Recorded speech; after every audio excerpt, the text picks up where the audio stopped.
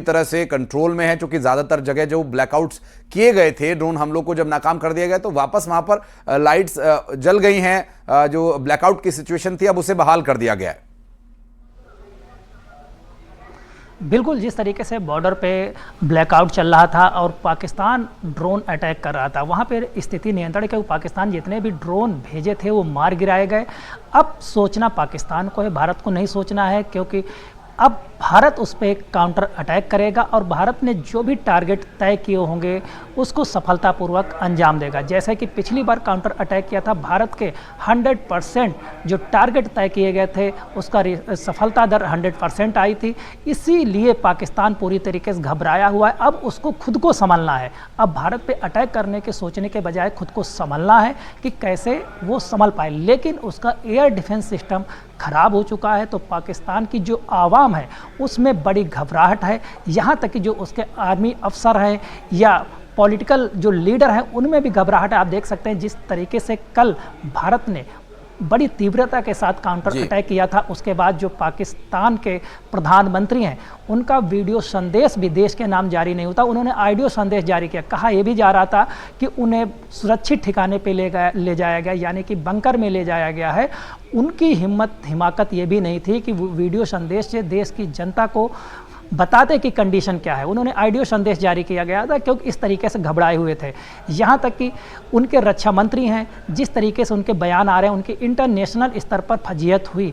उन्होंने बड़े बड़े दावे किए, पाकिस्तान की जनता को भरमाया कि पाकिस्तान की आर्मी मजबूत है, हर तरीके से तैयार है। लेकिन इस तरह के जोक्स चल रहे हैं पाकिस्तान में। संदीप, मुझे भी एक जोक याद आया इस बारे में जब आपने जिक्र किया। अहमद चौधरी नाम के एक जोकर वहां पर होते हैं जो पाकिस्तान की सेना के जोक सुनाते हैं। उन्होंने भी मीडिया के सामने आकर कुछ जोक सुनाए थे। उन्होंने कहा कि भारत में आतंकवाद पनप रहा है, भारत आतंकवाद की फंडिंग कर रहा है और भारत आतंकवादियों को ट्रेनिंग देता है। अब ये किस से आतंकित हैं, किसको आतंकवादी कह रहे हैं, हालांकि ये तो वहां के अहमद चौधरी नाम के जो जोकर हैं वही बताएंगे कि वो किसको आतंकवादी कह रहे हैं। और भारत में लोगों को, सेना को और जो कामगार मजदूर हैं उनको ट्रेनिंग दी जाती है। ये आतंकवाद की जो ट्रेनिंग है वो तो खैर पाकिस्तान के ही कल्चर में है, वहाँ के ही लोगों में है और वहाँ के ही सेना के और जो हुक्मरानों के व्यवहार में। भारत के बारे में इस तरह के आरोप लगाकर वो क्या साबित करना चाह रहे हैं?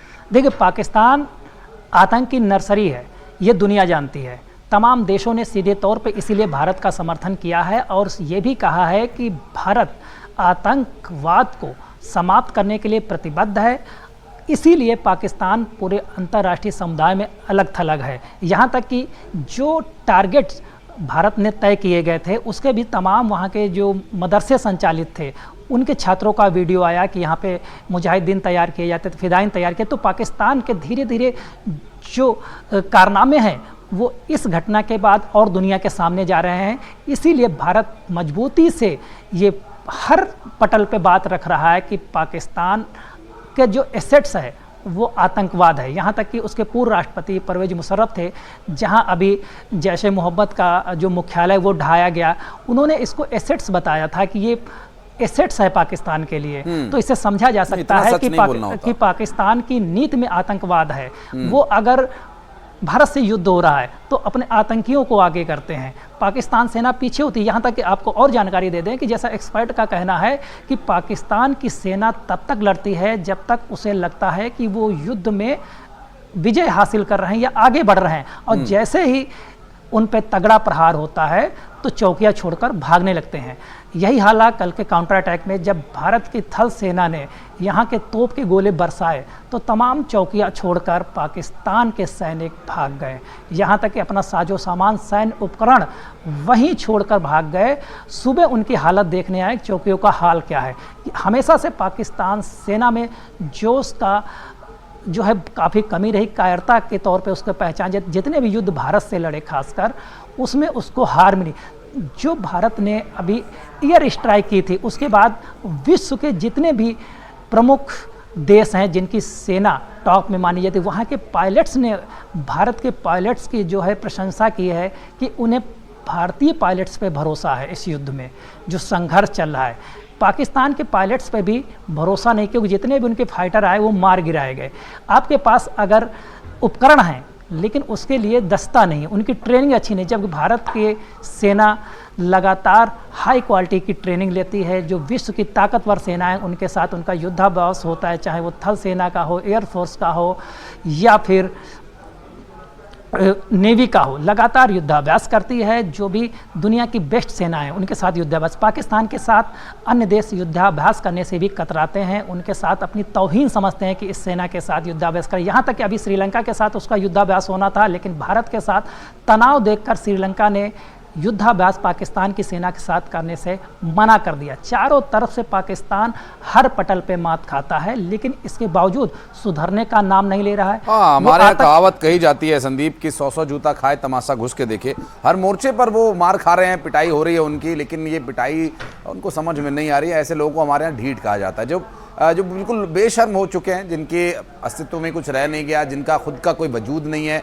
ठीक है, भीख मांगने की आदत आपकी है, आप भीख मांगते रहिए, कोई समस्या नहीं है, लेकिन उन्हें जब तक भीख दी जाती रहेगी तब तक संदीप ये समस्या बनी रहेगी। भारत ने जो वोटिंग से किनारा किया है अंतर्राष्ट्रीय स्तर पर, IMF के द्वारा जो उन्हें रुपए दिए जाने हैं, करीब 20,000 करोड़ रुपया जो 23 महीने की किस्तों में जारी किया जाना है, इस मोर्चे पर, इस परिस्थिति को लेकर अंतर्राष्ट्रीय स्तर पर भारत की तरफ से अभी कुछ एक मीटिंग, राजनाथ सिंह की जो मीटिंग होनी, क्या उसमें भी इस पर निर्णय लिया जाएगा? क्योंकि प्रधानमंत्री नरेंद्र मोदी तो लगातार बैठकें कर ही रहे हैं। IMF को एक कड़ा संदेश देने की भी आवश्यकता है, या फिर वोटिंग से किनारा कर लेना ही अपने आप में कड़ा संदेश है? संदीप, देखिए, IMF में जितने भी जो भी दुनिया के मेंबर्स थे उनको संदेश चला गया है कि राजनीतिक तौर पे भारत ने वोटिंग से इनकार कर दिया, उससे किनारा कर लिया। पूरी दुनिया को ये संदेश चला गया है कि जो पाकिस्तान का IMF सपोर्ट कर रहा है उस पर सवाल खड़ा हो गया है। तो ऐसी दशा में IMF को सोचना पड़ेगा, क्योंकि अभी ऋण सिर्फ मंजूर हुआ, उसने देने पर रजामंदी जताई, अभी ऋण जारी नहीं हुआ, तो फौरी तौर पर अभी पाकिस्तान को कोई राहत मिलने वाली नहीं है।